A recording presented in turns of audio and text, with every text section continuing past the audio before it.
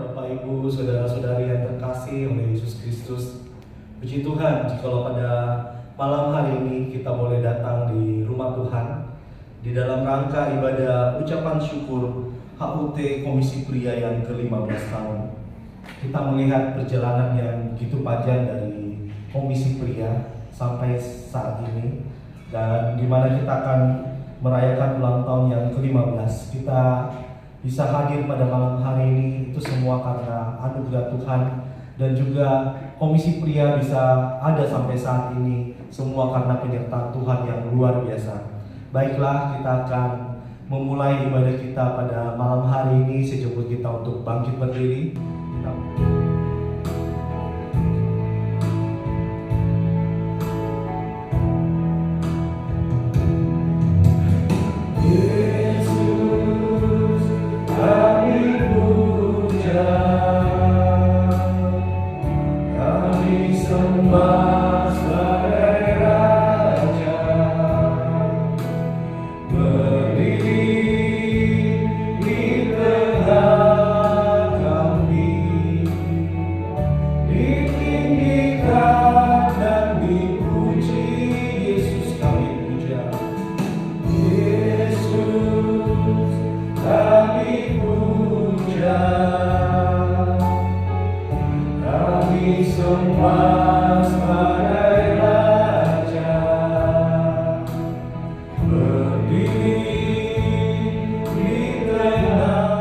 Tuhan, pada malam hari ini kami bersyukur untuk kebaikan kemurahan Tuhan bagi kami, sehingga pada malam hari ini kami bisa datang bersama-sama di rumah Tuhan, di mana kami bersama-sama Komisi Pria merayakan ulang tahun Komisi Pria yang ke-15 tahun pada malam hari ini.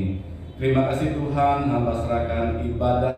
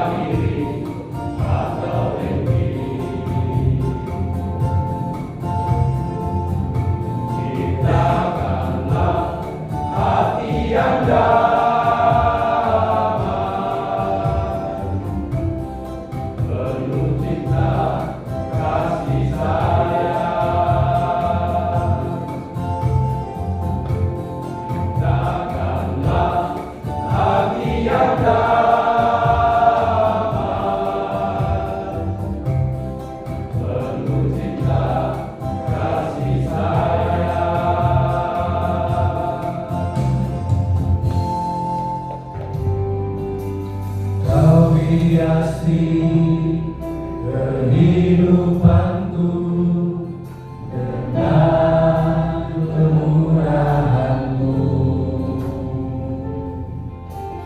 Kau rancangkan masa depanku penuh dengan harapan.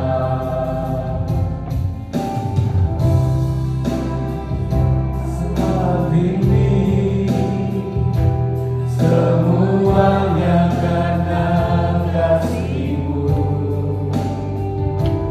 Aku hidup hari ini semua berkat kemurahan-Mu.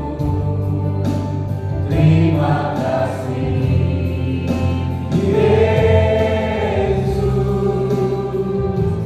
Engkau sangat baik, teramat baik bagiku. Kau hiasi kehidupanku dengan kemurahan. Kau hiasi kehidupanku dengan kemurahan-Mu. Kau rancangkan masa depanku penuh dengan harapan.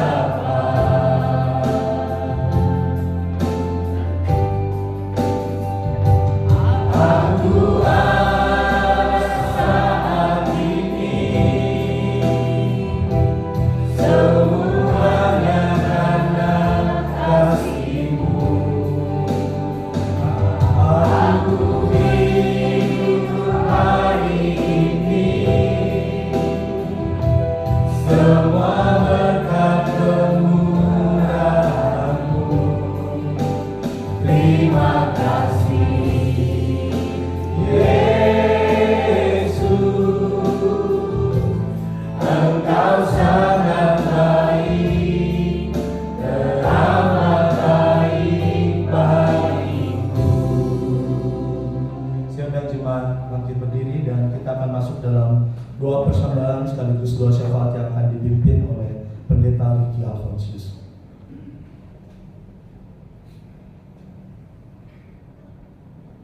Sungguh Tuhan, kami menyadari bahwa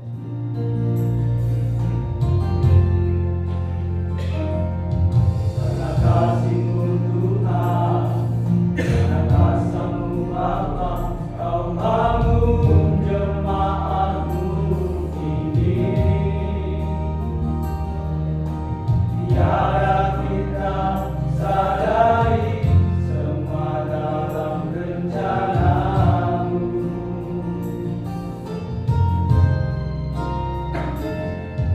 Tuhan tiada pernah lupakan jadi rela anak-anaknya. Semua itu pasti akan diperhitungkan Bapa.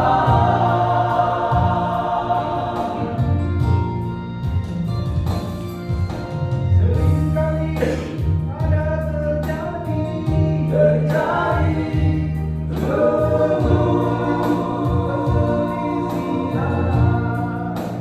yang membuat kami ragu untuk melangkah untuk gapai tujuan ini.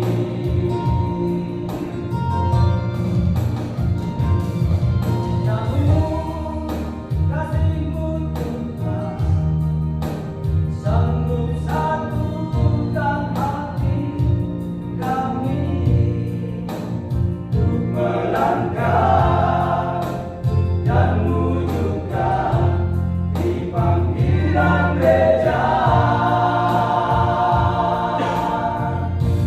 Pujian syukur ini kami panjatkan untuk-Mu di atas tanah ini. Sebab telah Kau bentuk, sebab telah Kau bangun jemaat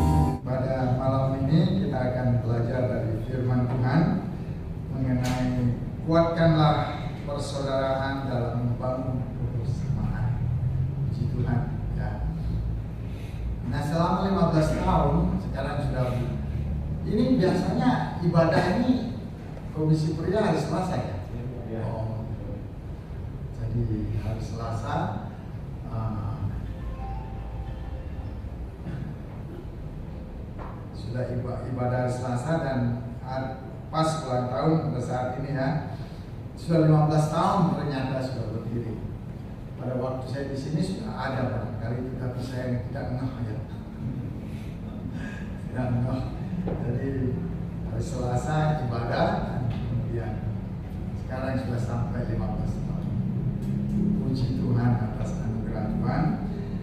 saudara yang dikasih Tuhan, membangun suatu komunitas itu memang sulit. Ada beberapa di sini ada banyak pria ya. Ternyata ini adalah kaum pria semuanya ya. Saya pikir tadinya itu adalah kaum lansia. Karena saya sudah lansia jadi saya pikir sudah lansia, Tuhan, lansia sekarang kumpul. Tapi ternyata ini adalah profesional muda yang menjadi anggota daripada komisi pria ya, puji Tuhan ya. Memang sebuah komunitas itu memang sulit ya. Tetapi yang lebih sulit lagi adalah mempertahankan dan mengembangkannya. Ini yang perlu tenaga terus menerus. Seorang ibu mengatakan melahirkan itu memang sulit. Kita bergantung, istilahnya orang mengatakan bergantung kepada sebuah rambut katanya. Sakitnya melahirkan bagaimana kita tidak tahu. Kita pria tidak tahu, tidak pernah tahu sakitnya orang melahirkan. Tapi itu kata seorang ibu, seperti bergantung pada sebuah rambut, artinya antara hidup dan mati, barangkali begitu ya maksudnya.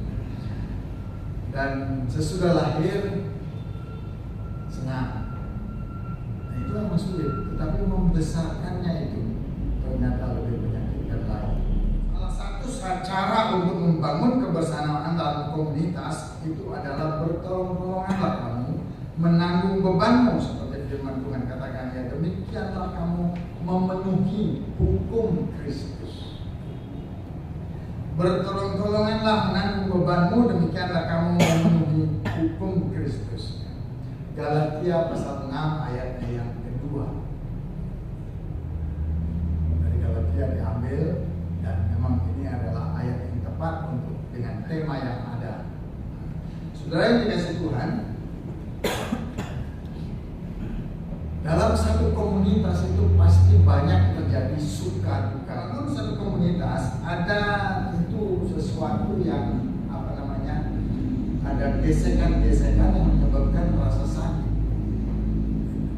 dan itu bisa menjadi toksik di dalam perjalanan satu persekutuan komunitas. Toksik biasanya ada racun. Jadi toksik di dalam persekutuan yang bisa menghancurkan, menggagalkan. Dikasih Tuhan, konsep teologis yang terdapat di dalam ayat firman Tuhan ini, bertolong-tolonganlah kamu menanggung bebanmu, itu adalah satu konsep yang mengandung arti sangat dalam. Ini bukan berarti hanya bertolong-tolongan dalam arti bukan secara ini menanggung beban jasmani, material, tetapi yang lebih penting di sini ditekankan adalah menanggung beban daripada secara spiritual. Jemaat jemaat di Galatia memiliki persoalan, pergumulan tentang kemerdekaan yang seharusnya sudah selesai di dalam Kristus, tapi kembali mereka kepada kehidupan lama, kehidupan sebelum menjadi Kristen. Jadi ya, sebelum mengikuti Yesus, kembali lagi ada guru-guru palsu yang memporak-porandakan jemaat itu, dan Rasul Paulus sebagai bapak daripada jemaat itu harus mengirimkan surat yang katakan salah satu adalah bertolong-tolonganlah kamu dalam menanggung beban. Jemaat-jemaat ini kembali kepada konsep lama, yaitu hukum Taurat. Nah, ini yang beban yang ditanggung oleh jemaat itu. Demikian kamu memenuhi hukum Kristus, artinya beban yang mereka tanggung itu lebih berat nantinya. Dan Paulus katakan, demi kemurahan Allah, saya mengatakan kepadamu, kalau kamu berharap kepada hukum Taurat tentang kemerdekaan itu, maka kamu ada di luar kasih karunia. Hukum Kristus adalah hukum kasih karunia. Ini yang mereka terjadi di sini. Beban yang mereka tanggung, beban yang ada sebenarnya begitu ya. Di dalam ayat yang pertama dia bilang, saudara-saudaraku, kalaupun seorang kedapatan melakukan satu pelanggaran, maka kamu yang rohani harus memimpin orang itu ke jalan yang benar, dalam roh lemah lembut, sambil menjaga dirimu sendiri supaya kamu juga jangan kena pencobaan. Nah, ini yang beban tadi ya, katakan demikian ya. Jadi secara rohani mereka perlu bimbingan, perlu pertolongan. Jadi orang-orang yang imannya, maksudnya kedewasaan di dalam Kristus lebih tinggi, itu harus memimpin orang-orang yang kena masalah ini di dalam persekutuan dalam komunitas mereka.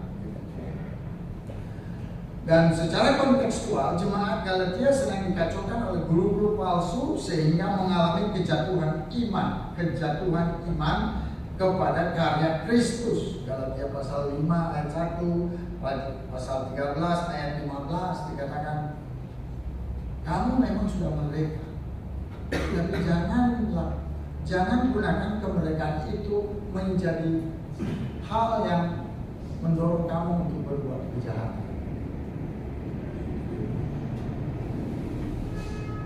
Tetapi di dalam Kristus kamu harus saling mengasihi, saling menolong satu dengan yang lain.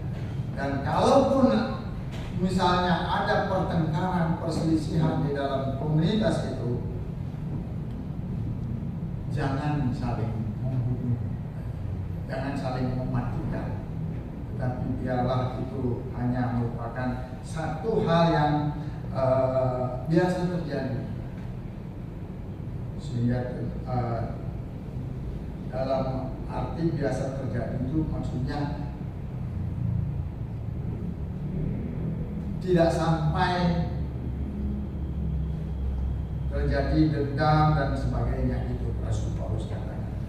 Nah, pertolongan spiritual ini perlu diberikan kepada saudara-saudara kita yang jatuh pada istilah melakukan suatu pelanggaran. Dalam ayat 1 bilang, siapapun yang sudah melakukan pelanggaran itu karena mereka tidak mengerti. Nah, ini secara konsep teologisnya, implikasi teologisnya juga. Melakukan satu pelanggaran. Pelanggaran artinya ya pelanggaran dalam arti bahwa mereka sudah kembali lagi kepada konsep yang lama. Nah,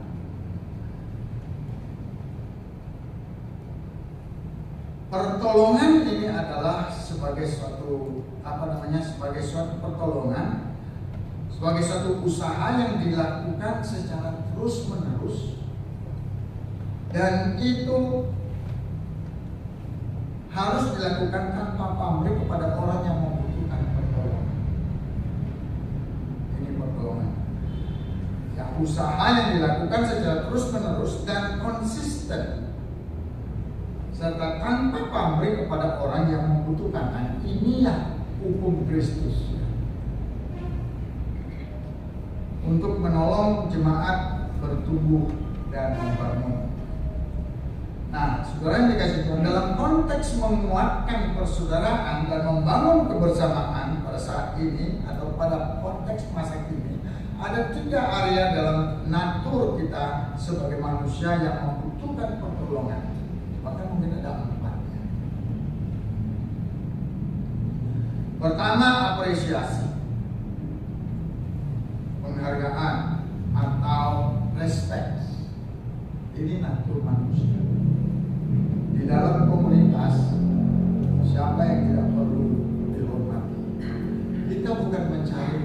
puji-pujian yang sia-sia dan itu salah. Tetapi kita semua ingin dipuji.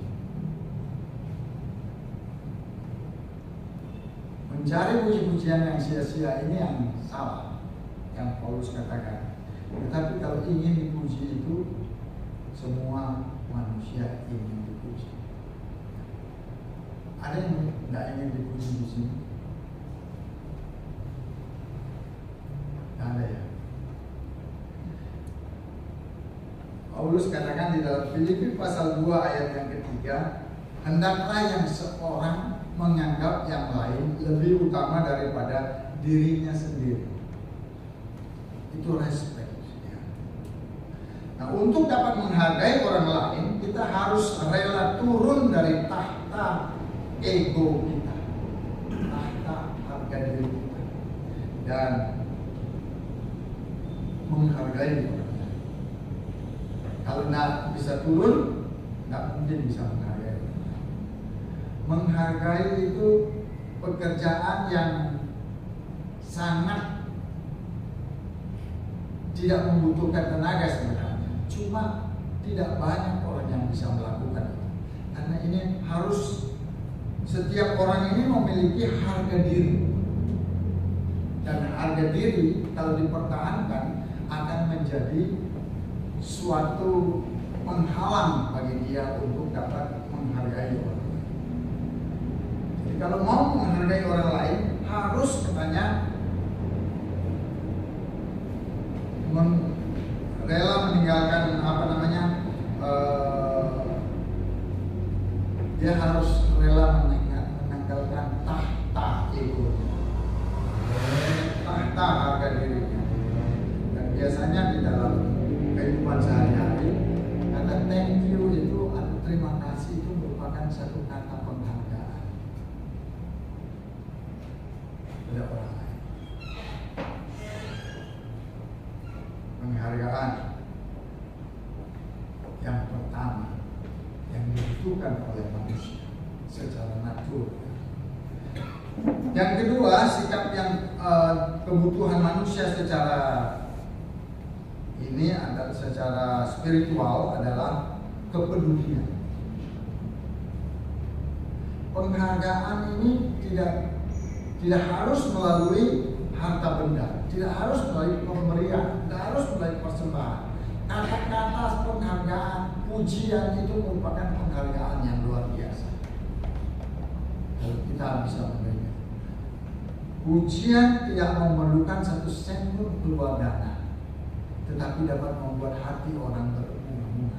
Nah, kalau kepedulian, caring ini membutuhkan dana, membutuhkan sesuatu yang harus kita keluarkan. Itu kepedulian.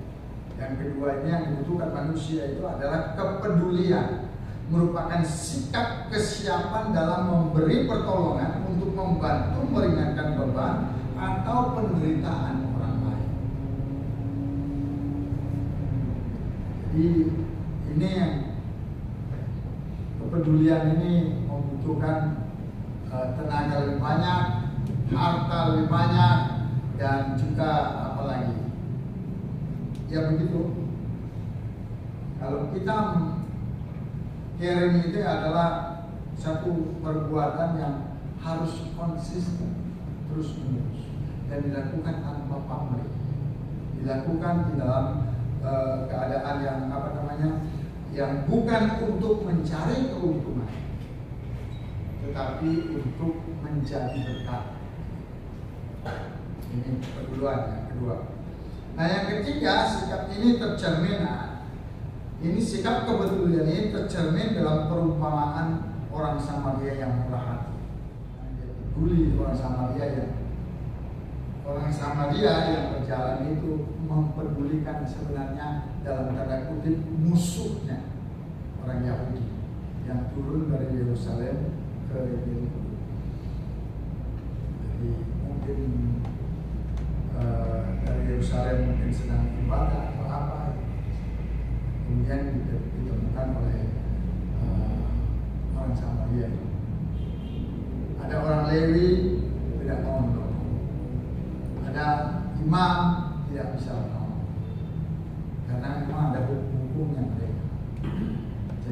kelahiran ini adalah orang Samaria ini adalah orang yang dirampok ini adalah orang yang memang setengah mati. Imam besar lewat, imam lewat, dia tidak berani sentuh dengan orang sudah mati. Dia harus mencuci dia harus menyucikan dirinya. Begitu juga pada orang Lewi. Dia tidak mau sentuh, kelihatannya memang sudah mati, setengah mati. Nah, orang Samaria yang murah hati ini datang dan memberikan kepedulian. Dia merawat, dia memberikan dananya untuk orang yang dirawat. Nah, ini gambaran daripada sikap dalam kepedulian, dan ini harus dilakukan dengan kasih. Nah, kalau di dalam sekarang pada masa kini, apa yang saya dapat buat bagi kamu ini merupakan kata yang tepat untuk mengungkapkan rasa peduli kita terhadap sesama anggota. Dan kemudian yang ketiga ini adalah peneguhan, namanya encouraging. Encouraging ini meneguhkan, merupakan sikap memberi semangat atau meyakinkan hati seorang terhadap kemampuannya dalam menghadapi tantangan kehidupan. Ini encouraging. Semangat kok, begitu kalau orang merasa semangat. Semangat bagaimana, saudara? Perlu penguatan, perlu peneguhan, perlu semangat diberikan kepada ini. Pak, semangat kok Pak. Ya, oke. Saya ikut saja melayani sekarang di di Panakukang. Istri saya di situ dan saya melayani di situ. Ikut kemana saja, saya mendukung. Setir mobil masih bisa.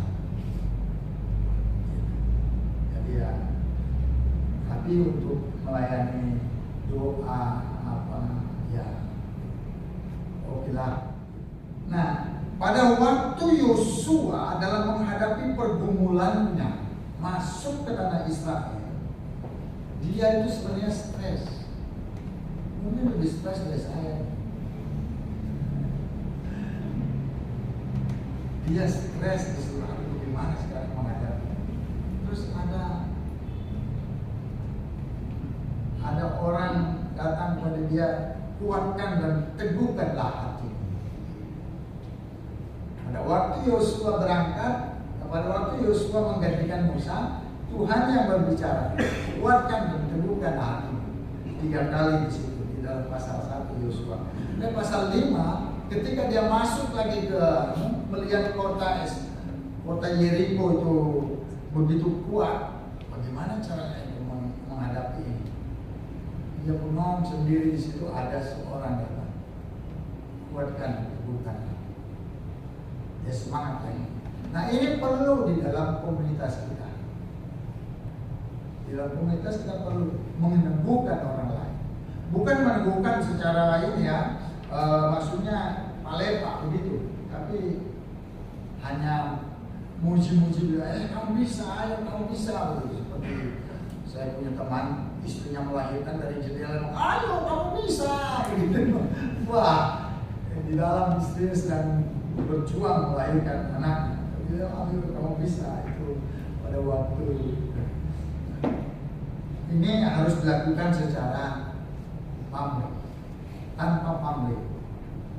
Kamu bisa melihat begini, kamu bisa. Nah, apa yang dikatakan di sini, kamu dapat melakukannya. Itu kata-kata indahnya. Biasa begitu. Kamu dapat melakukan. Maju. Anak-anak perlu dikasih begitu. Dan kita punya komunitas juga perlu dikasih begitu. Ayo, kita maju bersama. Bersama kita bisa. Sendiri memang tidak bisa. Yang keempat ini adalah natur manusianya adalah keempat, dia membutuhkan pertolongan di dalam doa. Mungkin ini tidak kelihatan ya, tetapi dia sebenarnya butuh untuk didoakan. Kalau saya melihat di sini pria-pria di sini yang mendoakan temannya siapa? Coba sekarang doakan dia. Kami punya jurnal doa. Istri saya mengungkapkan itu di dalam ibadah doa kemarin. Doakan teman kita di sebelah atau siapa. Gereja di Makassar namanya ada tim penjangkauan, saya termasuk di dalamnya. Salah satu tim penjangkauan untuk mendoakan, mengunjungi dan sebagainya. 4 hal ini, penghargaan, terus kemudian caring tadi, dan kemudian encouraging. Ini dengan doa, itu doa ini lemah kelihatannya, tetapi sangat-sangat bermanfaat. Doa orang yang benar sangat besar kuasanya. Doa ya kita tidak tidak selalu harus begini. Tapi kalau kita misalnya dapat melewati satu hari, itu karena ada orang lain yang mendoakan. Ingat itu. Walaupun dia secara sembunyi, kita tidak tahu. Ada orang yang mendoakan kita sehingga kita bisa melewati semuanya. Nah, kita diminta untuk saling mendoakan, bukan hanya mengingat kebutuhan sendiri di dalam doa, tetapi setiap doa kita, tetapi juga kebutuhan orang lain. Semuanya ini harus dilakukan berdasarkan kasih, tanpa pamrih. Bukan ada sesuatu. Nah, apa itu kasih? Secara sederhana dapat dikatakan bahwa kasih adalah menghormati, peduli, meneguhkan, dan selalu mengingat orang lain di dalam doa kita. Yang perlu kita lakukan. Sekarang kita bertanya kepada kita dalam refleksi secara aplikatif. Kita bertanya, apa yang menghalangi kita untuk dapat hidup dalam menguatkan persaudaraan dan membangun bersamaan? Apa yang menghalangi kita? Apakah karena ego kita terlalu tinggi? Jangan biarkan ego menghalangi kita untuk hidup dalam menguatkan persaudaraan dan membangun bersamaan. Biarlah orang lain dapat melihat bahwa kita adalah pengikut Kristus lewat gaya hidup kita, saling menghargai, saling mempedulikan, saling meneguhkan, dan saling mendoakan, dan untuk memperkokoh persaudaraan dalam membangun bersama. Ini yang perlu kita berikan kepada jemaat yang katakan, aduh, Pak, persoalan demi persoalan terus ada. Saya bilang, biarkan orang lain dapat melihat bahwa kita hidup oleh karena anugerah Tuhan, bukan karena kemampuan finansial. Ini karena anugerah setiap hari anugerah. Nah, saudara yang dikasih Tuhan, kita tidak akan pernah bisa hidup dalam menguatkan persaudaraan dan membangun kebersamaan kecuali bila Kristus ada di dalam kita dan kita tinggal di dalam Kristus. Ini satu konsep teologis.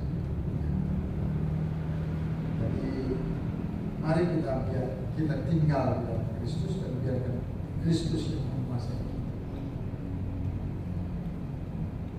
Di dalam anugerahnya kita ada dan kita berkarya.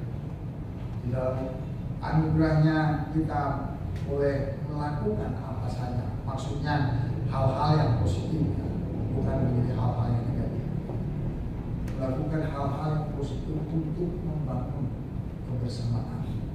Jangan biarkan kita menjadi alat untuk dipakai iblis untuk mendatangkan kehancuran dan kehidupan yang tidak memuliakan. Mari kita berdoa. Bapa, terima kasih atas anugerah-Mu, terima kasih atas kasih setia-Mu ya Tuhan. Engkau masih memberikan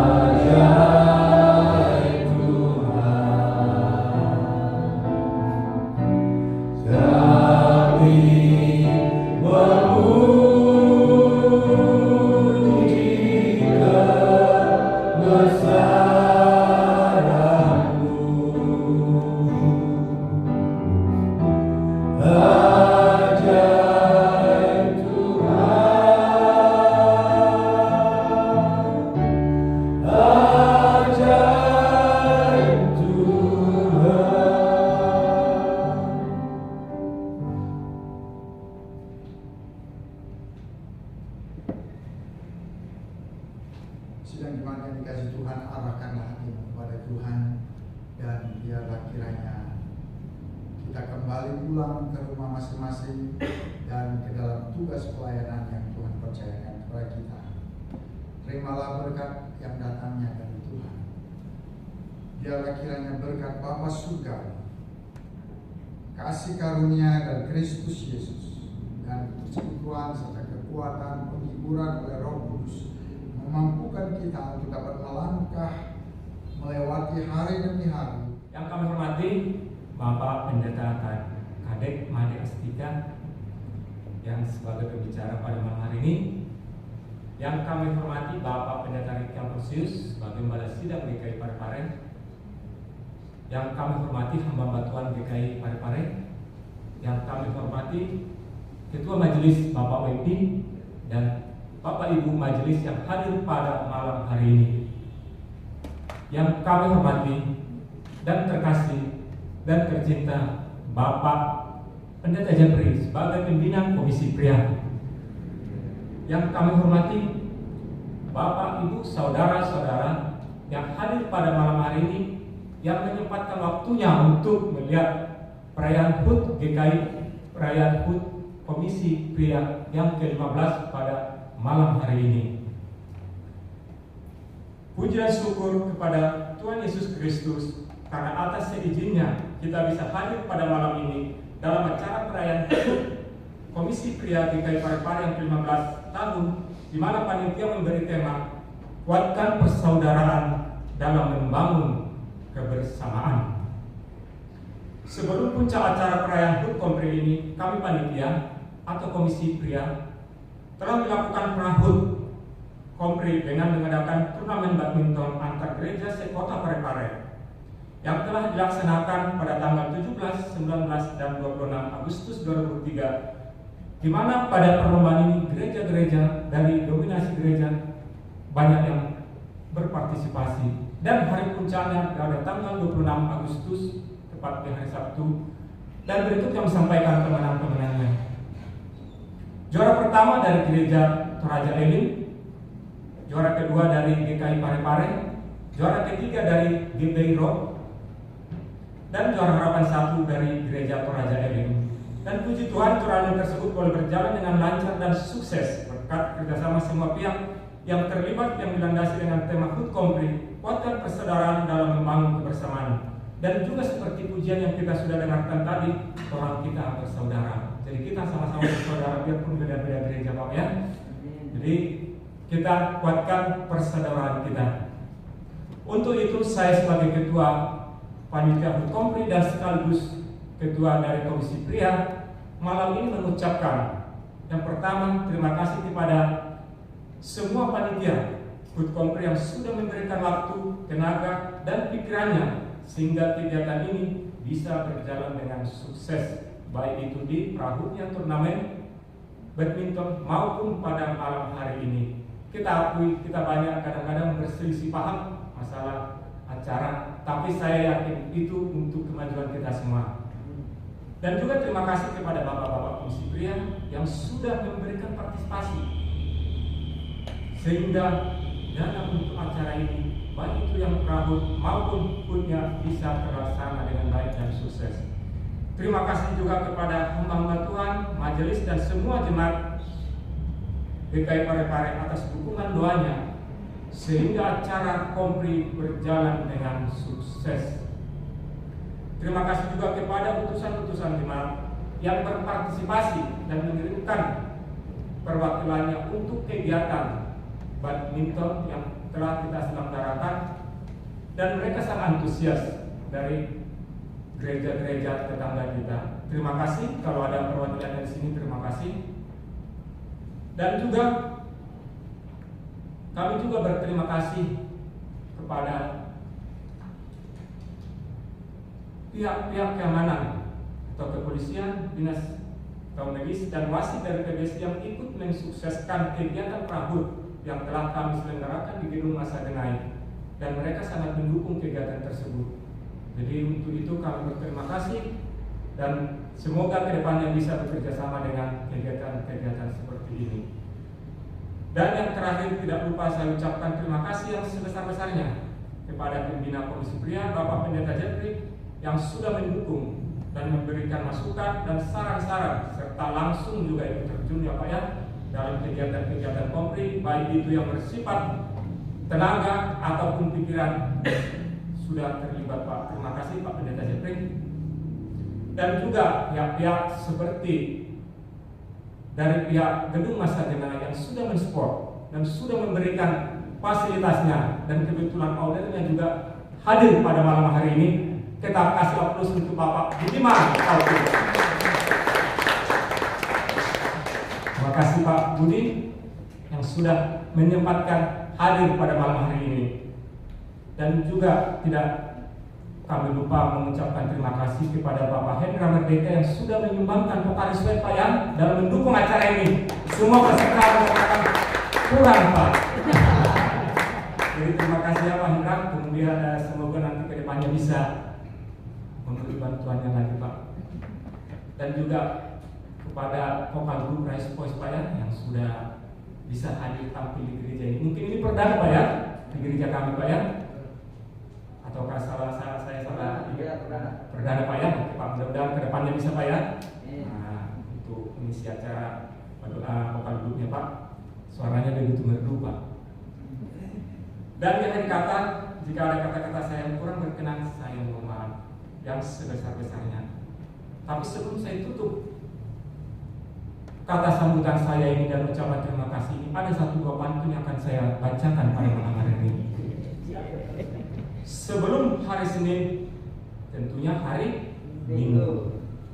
Sesudah hari Senin adalah hari Selasa. Lupakan sejenak gundah kerjamu. Kita nikmati HUT Kompri pada malam hari ini.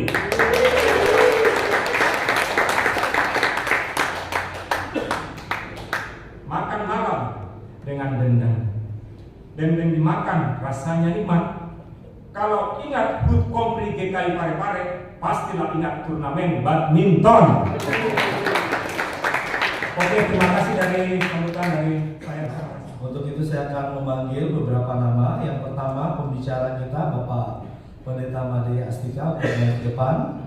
Yang kedua Bapak Gembala Sidang Pak Riki Alfonsius.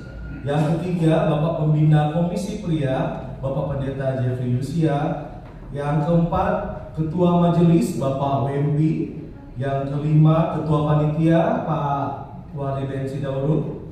Dan yang mewakili komisi-komisi saya panggil kepada Ibu Arnes Nun untuk boleh naik ke depan. Dan juga yang mewakili gereja-gereja Bapak Calvin dari Gereja Elim. Saya persilahkan Pak Calvin. Dan yang terakhir untuk mewakili jemaat saya memanggil dengan hormat Bapak Tambu Bolon untuk naik ke atas.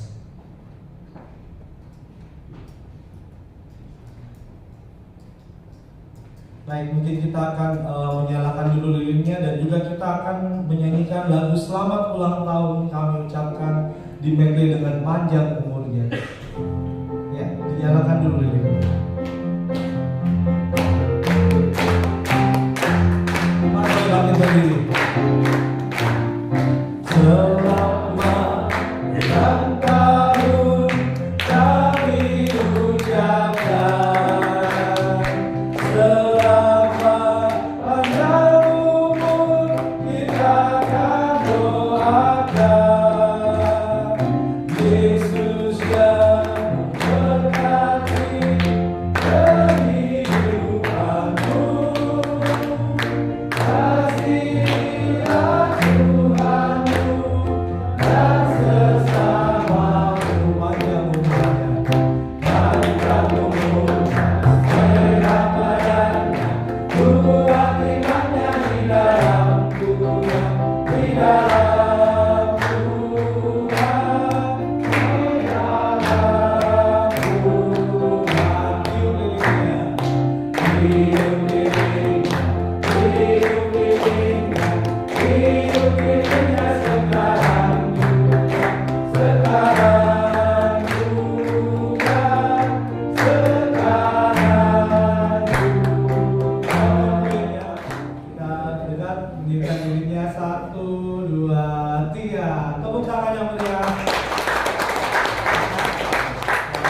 Dan sekarang untuk kembali duduk.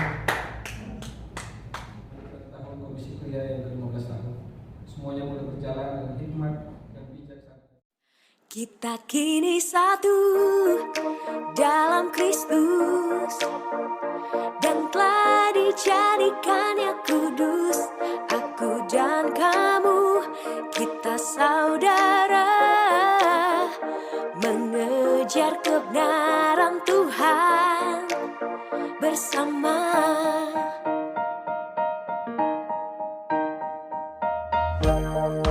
Tuhan memanggil kita masuk dalam rumahnya. Tak peduli asal dan masa lalu, kita sekarang satu di dalamnya. Karena rumah Tuhan adalah rumah kita, tempat kita semua bersatu mengasihi dan bersuka cita.